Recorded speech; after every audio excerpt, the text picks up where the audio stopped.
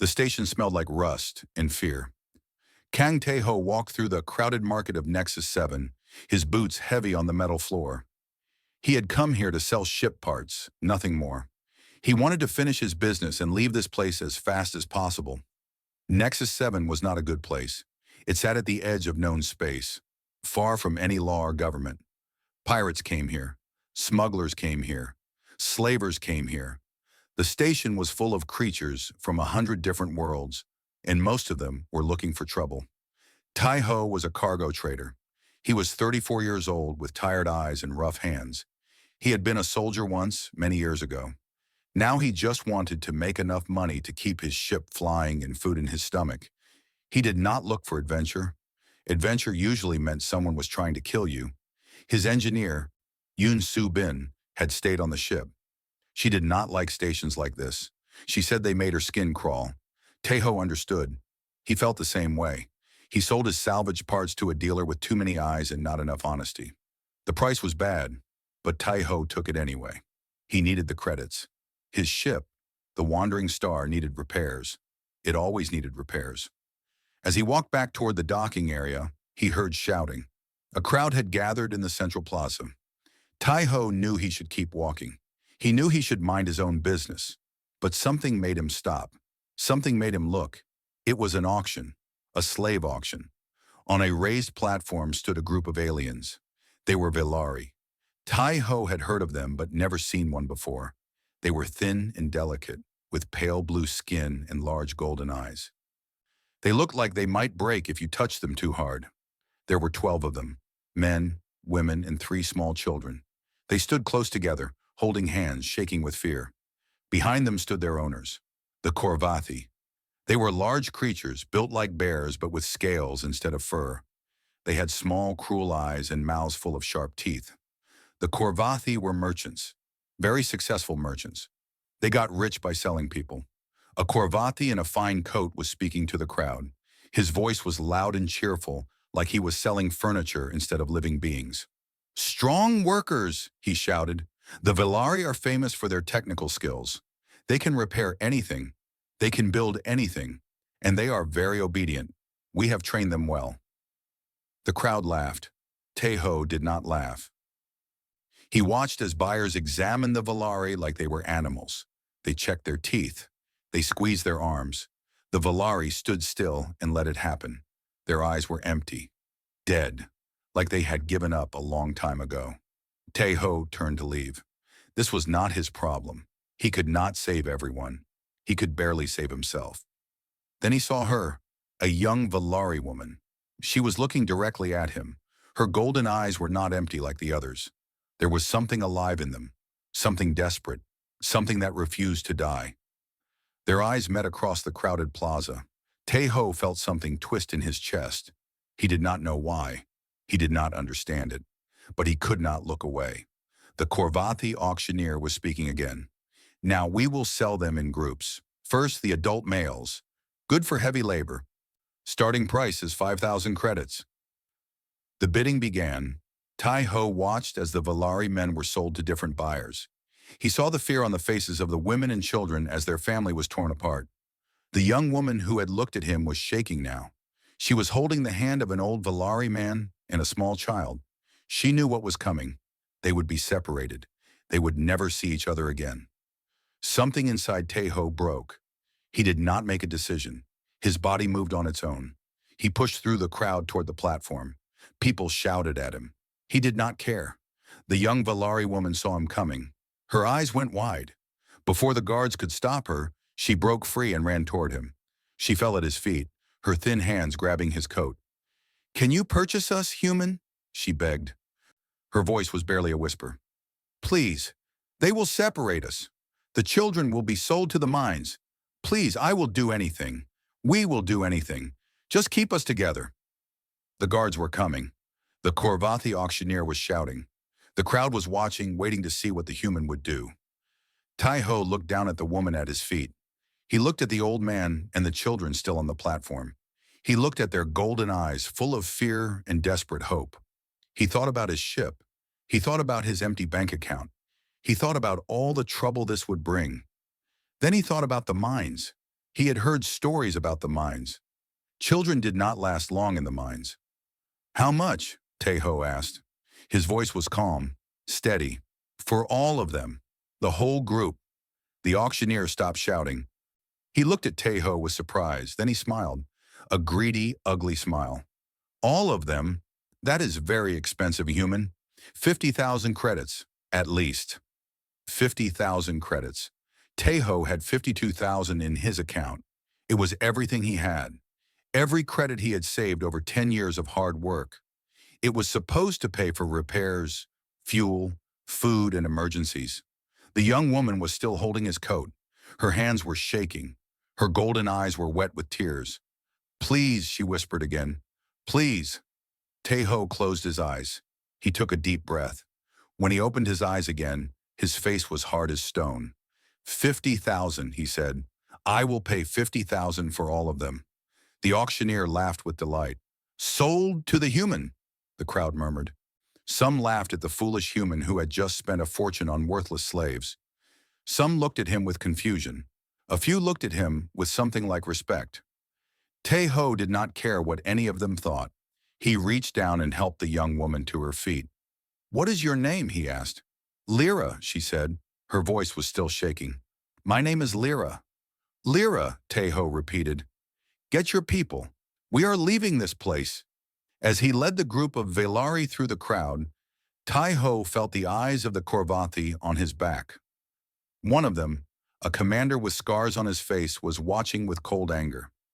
Tejo had a feeling this was not over, but for now he did not care. For now he just wanted to get these people to his ship. He would figure out the rest later. He always did. The Wandering Star was not a beautiful ship. It was old and patched in 100 places. The paint was faded. The engines made strange noises. But it was home. It was the only home Tejo had known for the past 8 years. When he walked up the boarding ramp with 12 Velari behind him, Yun Subin was waiting. She stood with her arms crossed and fire in her eyes. She was a small woman with short black hair and grease on her face. She could fix anything with an engine. She could also shout louder than anyone Tejo had ever met. What, she said slowly, is this? They are passengers, Tejo said. He tried to walk past her. She blocked his way. Passengers? We do not take passengers. We do not have room for passengers. We do not have food for passengers. Her eyes moved to the Velari. They were standing in a tight group, holding each other, looking at the floor. Are those? Did you buy slaves? Yes. With what money? Tejo did not answer. He did not need to. Subin was smart. She understood immediately. No, she said. Her voice was quiet now, dangerous. No. Tell me you did not spend our money. Tell me you did not spend 50,000 credits on slaves. I spent 50,000 credits on slaves. Subin stared at him. For a long moment she did not speak. Then she exploded. Are you crazy? Are you completely insane? That was everything. Everything. We needed that money for fuel. We needed it for repairs. The cooling system is broken. The navigation computer is dying. We have enough food for maybe 2 weeks. 2 weeks. And now you bring me 12 more mouths to feed? She was shouting so loud that the Velari were backing away in fear. The children were crying. Lyra was trying to comfort them, but she looked terrified herself. Subin saw this. She stopped shouting. She took a deep breath. She closed her eyes and counted to 10. When she opened her eyes again, she looked at the frightened aliens. She looked at the children with tears running down their blue faces. Ah, damn it, she muttered. Her voice was soft now, tired. Damn it all! She walked over to the smallest child. It was a little girl, no more than 5 or 6 years old. The girl looked up at Subin with huge golden eyes full of fear. Subin knelt down. She reached into her pocket and pulled out a small piece of candy. She always kept candy in her pocket. She said it helped her think. Here, she said gently. Do not cry, little one. No one here will hurt you. The girl looked at Lyra. Lyra nodded slowly. The girl took the candy with shaking hands. Subin stood up and looked at Tejo. You are an idiot, she said, but there was no anger in her voice now, only resignation. A complete and total idiot. I know, Tejo said. We will probably die because of this. Probably. Fine, she sighed. Let us find somewhere for them to sleep. The Wandering Star had a cargo hold that was mostly empty. Teho and Subin set up blankets and mattresses. They gave the Valari water and food. The Valari accepted everything in silence. They ate carefully, slowly, like they were afraid the food would be taken away. When everyone was settled, Lyra approached Taiho. She moved carefully, keeping her eyes down. She knelt before him. "Master," she said, "we are ready to receive your orders." Taiho felt uncomfortable. "Do not call me that, and stand up. You do not need to kneel." Lyra looked confused, but she stood. "What do you wish us to do? We can work. We are good workers. We will do anything you ask." "I do not want you to do anything." "But you bought us. We belong to you now." Taiho rubbed his face with his hands. This was harder than he had expected. "Listen to me, all of you." He looked at the group of Valari. They were all watching him with nervous eyes. "I did not buy you to make you work. I bought you to set you free. You do not belong to me. You do not belong to anyone. You are free." Silence. Complete silence. The Valari looked at each other. They did not understand. The word free seemed to have no meaning for them. The old Valari man stepped forward. His name was Noon. He was thin and bent, with white hair and tired eyes. He had been a slave for over 40 years. "Forgive me," Noon said. His voice was rough and dry. "But I do not understand. If we are free, what do you want from us? There must be something. No one does something for nothing." "I do not want anything from you," Taiho said. "I just want to take you somewhere safe. Somewhere you can live in peace." "Why?" Lyra asked. "Why would you do this? You do not know us. You spent everything you had. Why?" Taiho thought about this question. He did not have a good answer. He did not fully understand it himself. "Because it was the right thing to do," he said finally. "Because I could not walk away. Because those children do not deserve to die in a mine." Lyra stared at him. Her golden eyes were wide with wonder, like she was seeing something she had never seen before. "I have heard stories about humans," Noon said slowly. "I thought they were just stories. I thought they were lies." He paused. His old eyes were filling with water. "I did not know there were people like you in the universe." Then the old man did something unexpected. He began to cry. Not quiet tears. Deep, heavy sobs that shook his whole body. 40 years of pain and fear came pouring out of him like a flood. The other Valari began to cry too. They held each other and wept. The children cried. Lyra cried. Even the strong young men cried. Taiho stood there not knowing what to do. Subin came and stood beside him. "Well," she said quietly, "look what you started. I did not mean to make them cry. They are not crying because they are sad, you fool. They are crying because they are happy, maybe for the first time in their lives." Taiho watched the Velary. He watched old Noon crying like a baby. He watched the children holding each other. He watched Lyra, tears streaming down her blue face, looking at him with something he could not name. He had spent everything he had. He had no money. He had no plan. He did not know what he was going to do tomorrow. But watching these people cry tears of joy, he felt something warm in his chest.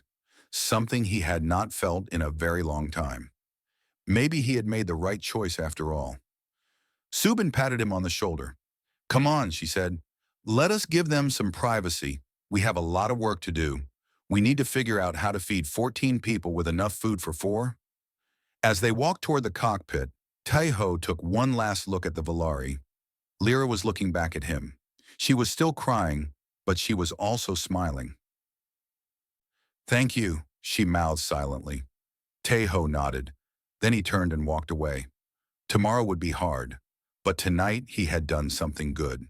That was enough. For now, that was enough. Taiho was sleeping in his chair when the sound woke him. He jumped up and looked at the screens. His blood went cold. "Subin!" he shouted. "Get up here!" She came running from the engine room, her face covered in oil. "What is happening?" "We have company." On the scanner, a ship was coming fast. It was big, much bigger than the Wandering Star, and it was coming straight for them. "That is a Korvathi warship," Subin said. Her voice was steady, but Tai-Ho could see the fear in her eyes. Military class, heavy weapons. The communication screen flickered. A face appeared. It was the Korvathi commander from the auction. The one with scars on his face. He was smiling, but there was no warmth in that smile, only cruelty. "Human," the commander said. "My name is Draal. I believe you have something that belongs to me." "I bought those people legally," Tai-Ho said. "They are mine now." Draal laughed. "Ah, yes, the auction. But you see, there was a problem with that auction. A mistake. The payment did not go through properly. Very sad. So the sale is not valid." "That is a lie." "Perhaps, but who will you complain to? The police?" Draal laughed again. "There is no police out here, human. There is only power, and I have more power than you." Tai-Ho's jaw tightened. "What do you want?" "Simple. Give me the Valari, and I will let you live. Your ship is small and fast. You might even escape. But if you run, I will catch you. And when I catch you, I will kill you slowly. Then I will take the Valari anyway." "Why?" Tai-Ho asked. "Why do you want them so badly? They are just slaves. You can buy more slaves." For a moment, something dark crossed Draal's face. Then he smiled again. "That is not your concern. You have 1 hour to decide. Use it wisely." The screen went black. Subin was already running calculations. "We cannot outrun them, not in a straight line, but if we change course toward the Kalar Nebula..." "The nebula is full of asteroids. It is suicide. It is our only chance. Their ship is bigger, harder to control. In the asteroids, we might lose them." Tai-Ho nodded. "Do it." The wandering star turned and flew toward the nebula. Behind them, Draal's warship followed. In the cargo hold, the Valari knew something was wrong. They could feel the ship shaking. They could hear the engines screaming. Lyra came to the cockpit, her face pale with worry. "What is happening?" she asked. Tai-Ho did not have time to lie. "The Korvathi are chasing us. The commander from the auction, he wants you back." Lyra's eyes went wide with fear, but then her face changed. She looked angry. "There is something you should know," she said. "Something I did not tell you before. Tell me now." Lyra took a deep breath. "My people, the Valari, we have a special ability. We carry the memories of our ancestors, not everything, but important things. Knowledge, skills, secrets." "What kind of secrets?" "Long ago, before we were slaves, the Valari were a great civilization. We built amazing things, ships that could travel faster than any other, weapons that could destroy planets. We hid this knowledge in an archive, somewhere safe, and we carry the location in our genetic memory." Tai-Ho stared at her. "Draal knows about this." "Yes, he has known for a long time. He wanted to torture the information out of us. That is why he was so angry when you bought us. That is why he will never stop chasing us. Why did you not tell me this before?" Lyra looked at him with her golden eyes. "Would it have changed your decision?" Tai-Ho thought about this. He thought about everything he had lost, everything he had risked. He thought about what he would do if he could go back to that moment in the auction. "No," he said finally. "It would not." Lyra smiled. It was a sad smile, but also beautiful. "That is why I did not tell you. I already knew the answer." The ship shook hard. They had entered the nebula. Asteroids were everywhere, spinning in the darkness like giant stone fists. Subin was flying with all her skill, dodging left and right, up and down. Behind them, Draal's warship followed. It was slower in the asteroids, but it was still coming. And it was shooting. Laser blasts flew past them. One hit the back of the ship. Alarms screamed. Subin shouted something about the rear shields. "We are taking too much damage," she yelled. "We cannot survive much longer." Tai-Ho looked at the scanner. Ahead, there was a gap in the asteroids, a narrow path leading to a small moon. "There," he said. "Fly toward that moon." "Are you crazy? We will crash." "Trust me," Subin cursed loudly. But she turned the ship toward the moon. They flew through the gap, asteroids passing so close that Tai-Ho could see the cracks in the rock.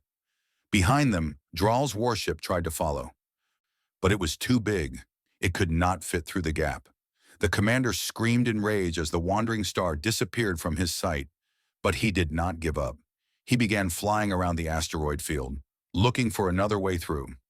The wandering star flew toward the moon. They were safe, but not for long, and as they got closer, Tai-Ho realized they had a new problem. The ship was badly damaged, too damaged to keep flying. "We have to land," Subin said. Her voice was tired, defeated. "The engines are dying. We have maybe 10 minutes before they stop completely." Tai-Ho looked at the moon below them. It was covered in thick jungle, green and wild and unknown. "Can you land us safely?" "I can land us. I do not know about safely." "Then do it." The wandering star fell from the sky like a wounded bird. Trees snapped and broke as they crashed through the jungle. The ship hit the ground hard and slid for 100 meters before stopping. Then there was silence. Tai-Ho opened his eyes. He was alive. Subin was alive. In the cargo hold, he could hear the Valari crying and calling to each other. But they sounded okay. He looked out the window at the alien jungle around them. Strange trees with purple leaves, birds with 4 wings flying overhead, a sky that was orange instead of blue. They were alive, but they were stranded on an unknown moon, with a killer hunting them, and no way to call for help. "Well," Subin said weakly, "this is bad." Tai-Ho nodded. "Yes, this is very bad." But he was still alive. The Valari were still alive. As long as they were alive, there was hope. He just had to figure out what to do next. The ship was broken. The engines were dead. The communication system was destroyed. They had no way to call for help. They had no way to leave. Tai-Ho stood outside the crashed ship and looked at the damage. The wandering star would never fly again, at least not without months of repairs and parts they did not have. Around him, the jungle was alive with strange sounds. Animals called in the darkness. Insects buzzed and clicked. The air was warm and wet, and it smelled like flowers and rain. "We need to make a plan," Subin said. She was standing beside him, her arms crossed. "We have food for maybe a week, water for 3 days. After that, we need to find our own." "The Valari needs shelter," Tai-Ho said. "The ship is damaged, but it can still protect us from weather and animals. We will use it as our base." "And then what? We just wait here until we die?" "No, we survive. We fix what we can, and we find a way to send a signal." Subin shook her head. "The communication system is completely destroyed. I cannot fix it. We do not have the parts." "Then we build something new. There must be a way." In the following days, something unexpected happened. The Valari changed. For their whole lives, they had been slaves. They had been told what to do, when to eat, when to sleep. They had never made their own choices. They had never been allowed to think for themselves. But now on this strange moon, things were different. There were no masters here, no chains, no one to tell them they were worthless. And slowly, like flowers opening to the sun, the Valari began to bloom. It started with small things. A young Valari man named Seo found fresh water in a nearby stream.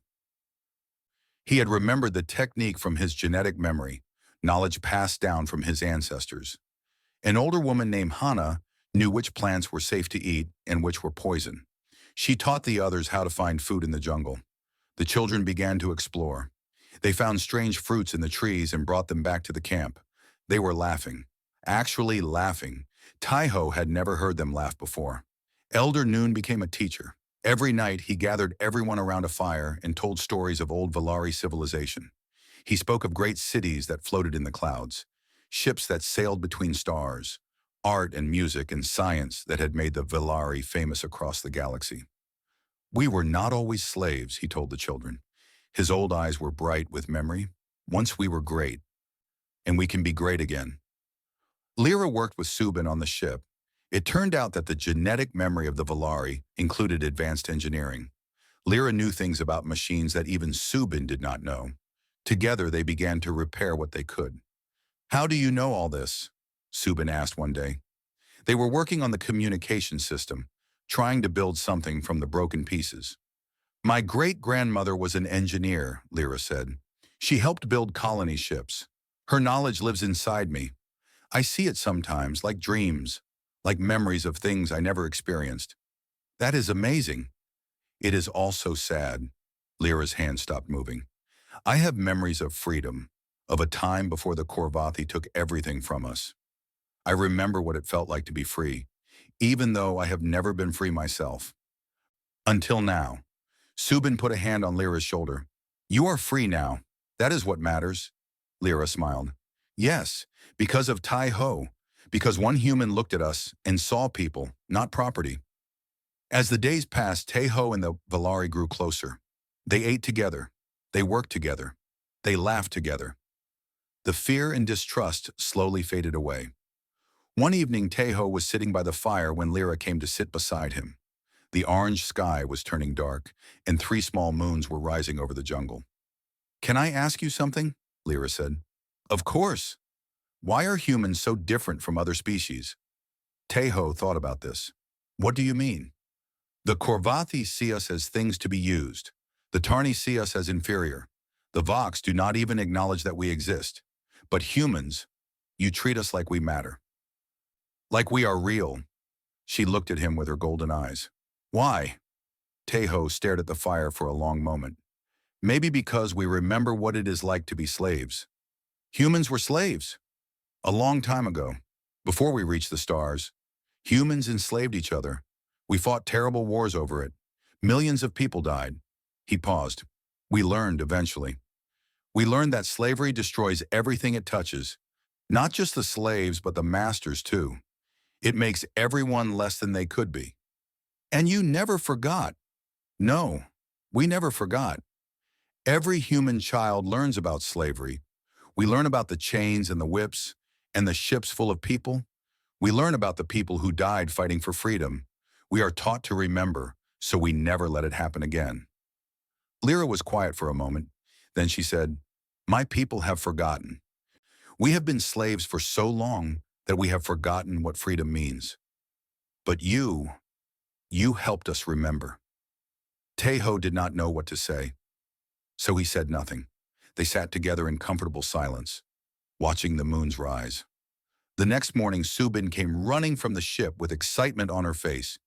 I did it, she shouted. I fixed the communication system. Well, not fixed exactly, but I built something. It can send a distress signal. Not very far, but maybe far enough. Everyone gathered around as Subin activated the device. It was ugly and rough, made from pieces of broken machines and alien plants. But it worked. A weak signal went out into the darkness of space. Now we wait, Subin said. Someone might hear us. A passing ship, a station, anyone. But their celebration did not last long. The scanner, which Subin had also repaired, showed something troubling. A ship was approaching the moon. A big ship. Dral had found them. How long until he gets here? Tai-Ho asked. Subin checked the readings. Her face went pale. 2 days, maybe less. 2 days. They had 2 days before Dral and his soldiers came to take the Valari back. 2 days before everything they had built was destroyed. Tai-Ho looked at the faces around him. The Valari, his friends, his family. They had come so far. They had changed so much. He would not let Dral take them. He would not let them become slaves again. Then we have 2 days to prepare, he said. His voice was hard, cold, the voice of a soldier. Dral wants a fight. We will give him one. Elder Noon stepped forward. His old eyes were bright with determination. We have never fought before, but we will learn. We will not go back to chains. We would rather die.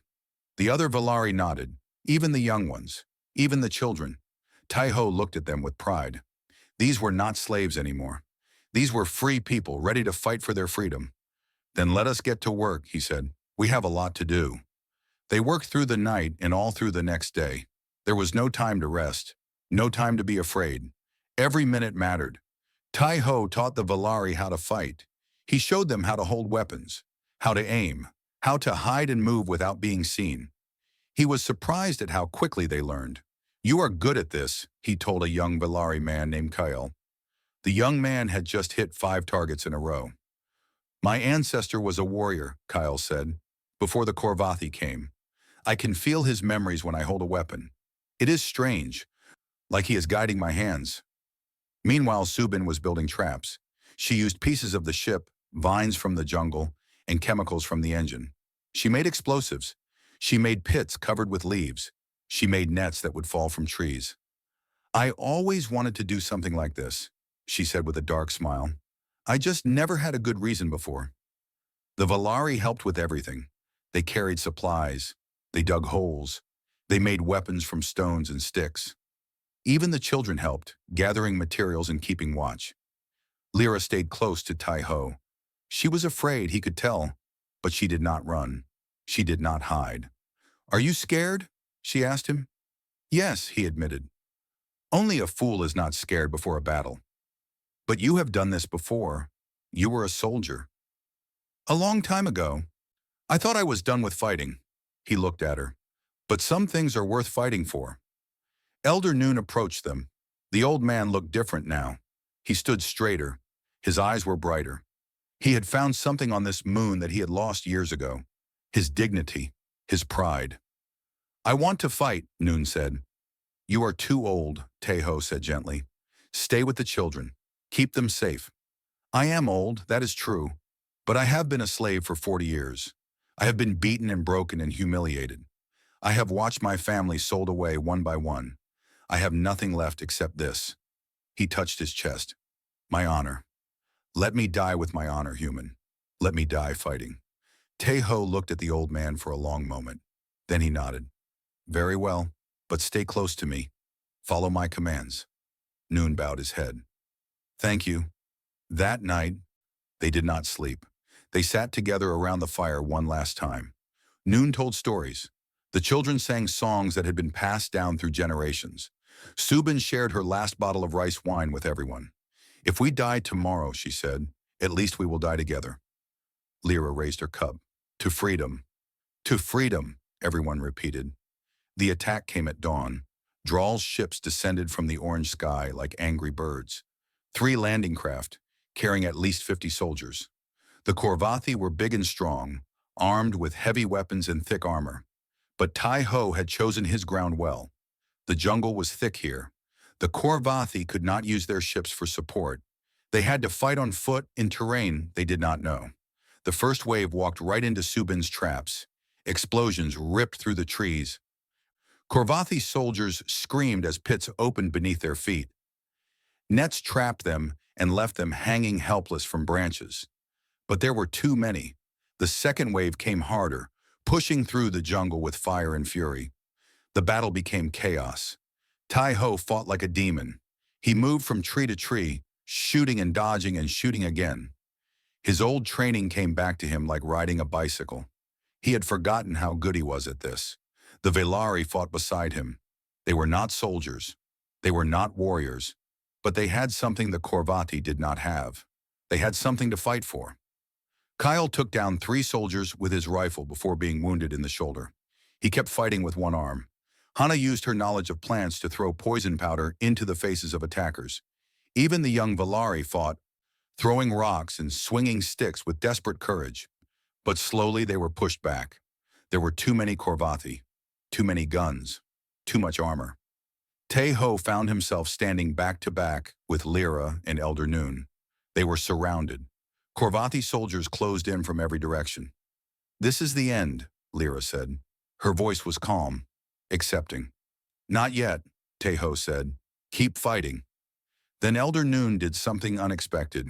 He grabbed a bag from the ground. Tai-Ho recognized it. It was full of explosives that Subin had made. What are you doing?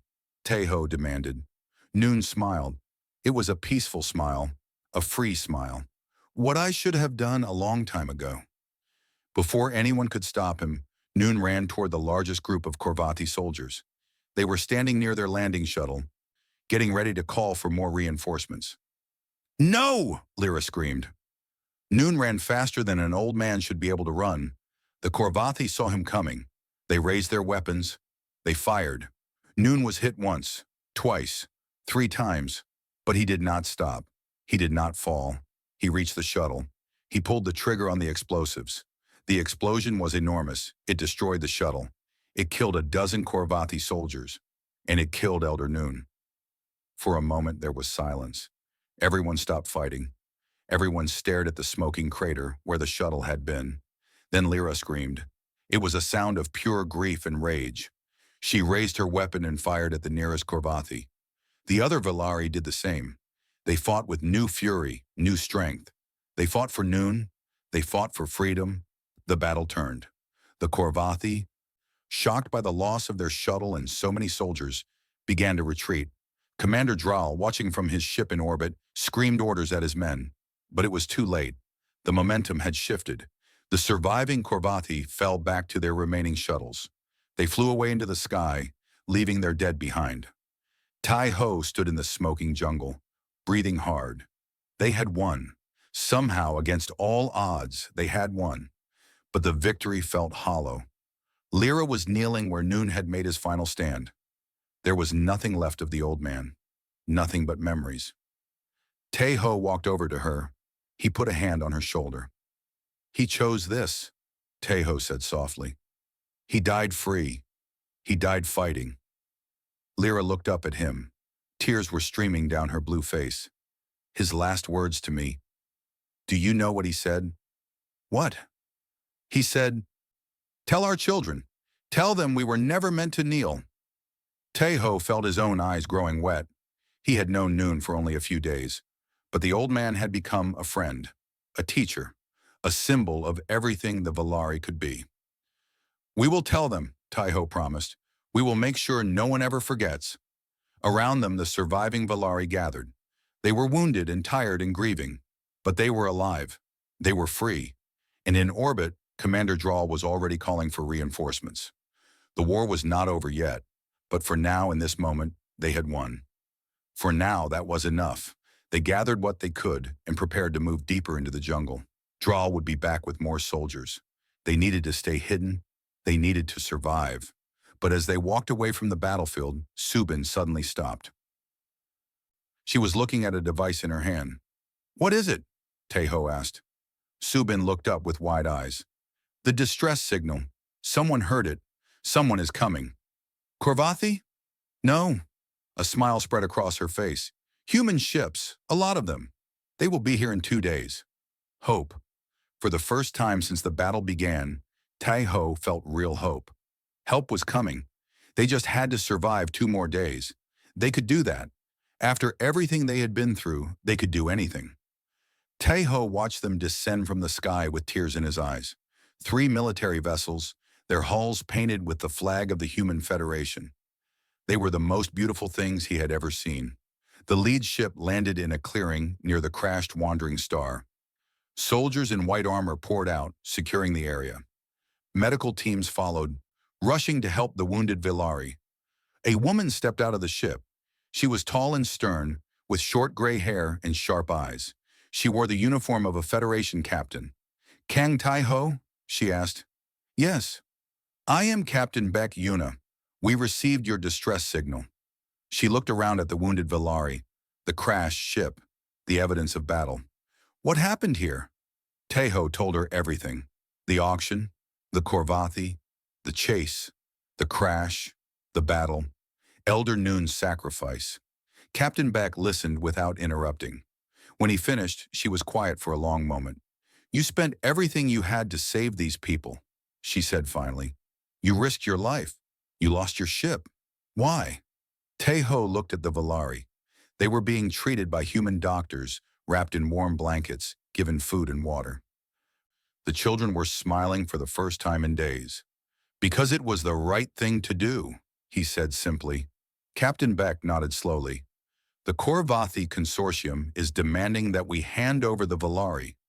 They say you stole them. They are threatening war. Tai-Ho felt his heart sink. And what will you do? That is not my decision. That decision will be made by people above my rank. She paused. But I can tell you this.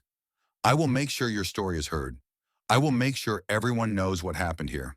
The ships took them to New Busan, a human colony at the edge of Federation space. It was a small world, with blue oceans and green forests that reminded Tai-Ho of old Earth pictures. The Valari were given shelter in a refugee center.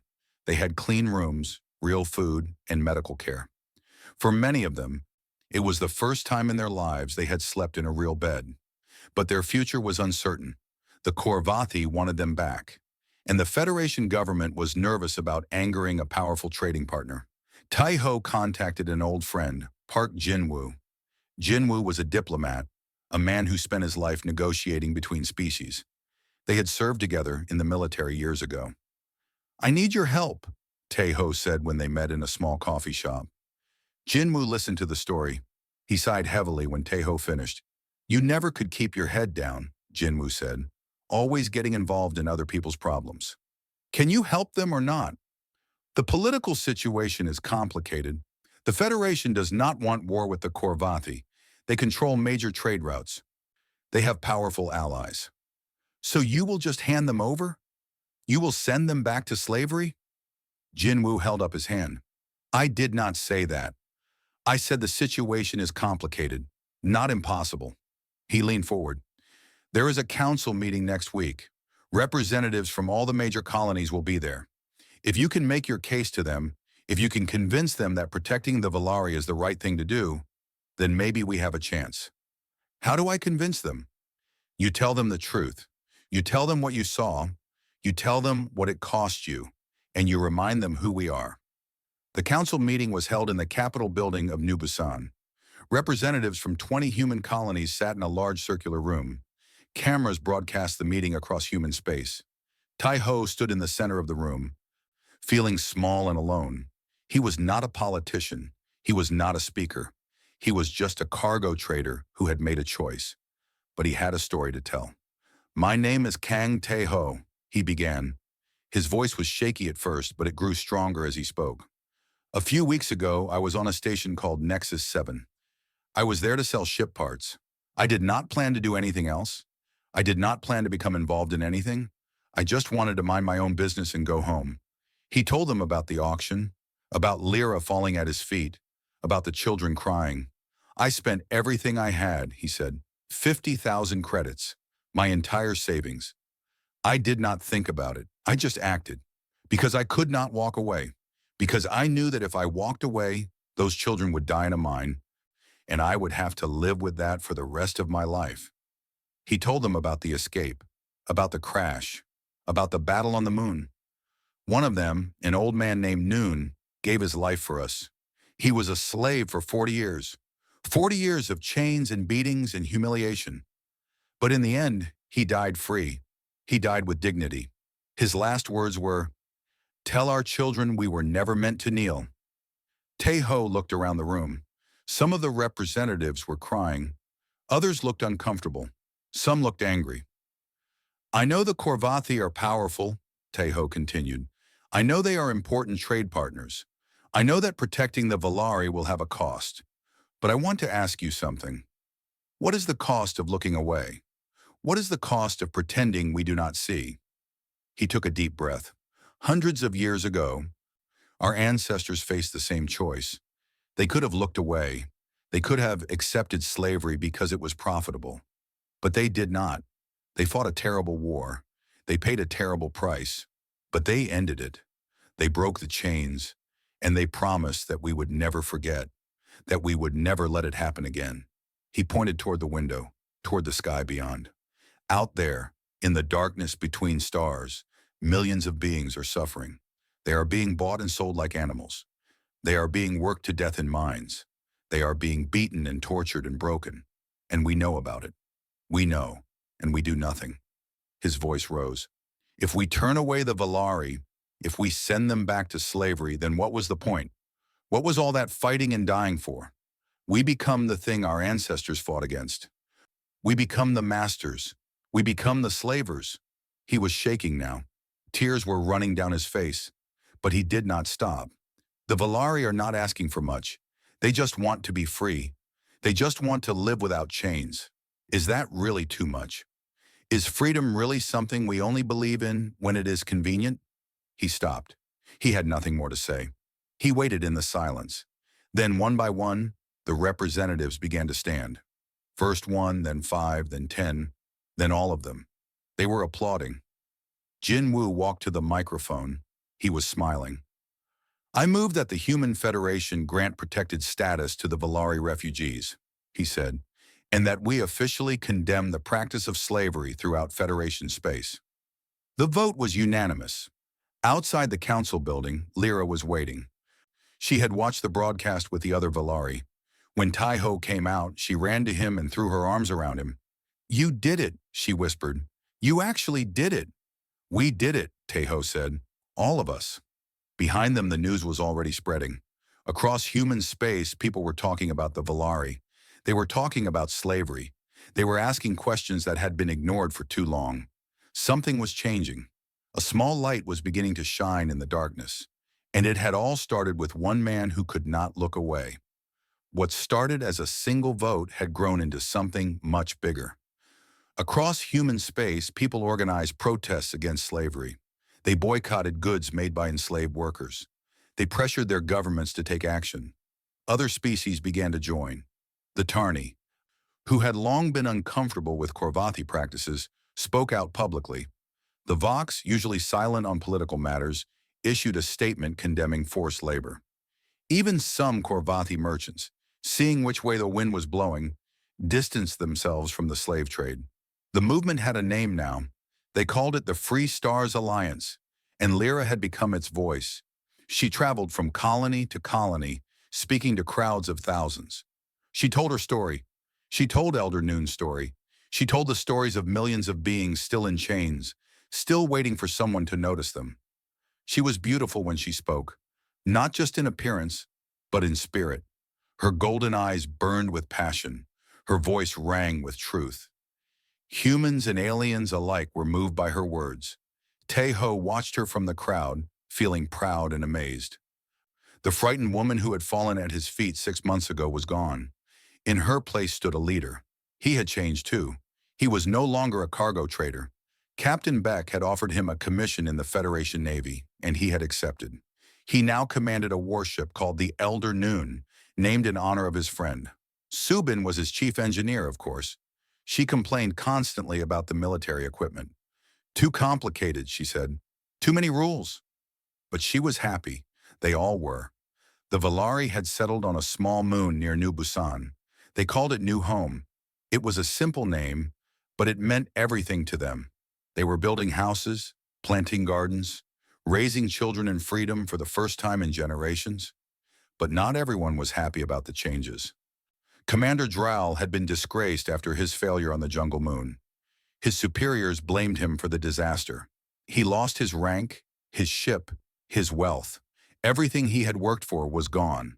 But instead of accepting his fate, Drowl chose revenge. He gathered other Korvathi who opposed the new order. Pirates, criminals, radicals who believed that other species existed only to serve the strong. Together they formed a fleet of stolen ships, and they came for New Home. The attack came without warning. 30 ships dropped out of hyperspace above the little moon. They began bombing immediately, targeting the colony's power stations and communication towers. Tai-Ho received the emergency signal while on patrol. His blood went cold when he heard where the attack was happening. "All ships, maximum speed," he ordered. "We have to get to New Home." The Elder Noon raced through space with 5 other Federation ships, but they were far away. Too far. It would take hours to reach the colony. On New Home, chaos had erupted. The Valari ran for shelter as bombs fell around them. Fire spread through the young forests they had planted. The beautiful new buildings crumbled to dust. But the Valari did not panic. They had learned to fight 6 months ago on that jungle moon. They had not forgotten. The young ones grabbed weapons and ran to defensive positions. The old ones helped evacuate the children to underground shelters. Everyone had a job. Everyone knew what to do. Lyra stood in the center of the colony, directing operations. She was scared. Of course she was scared. But she would not let her people see it. "Hold the line!" she shouted into her communicator. "Help is coming. We just need to survive until they arrive." Drawl's ships landed and soldiers poured out.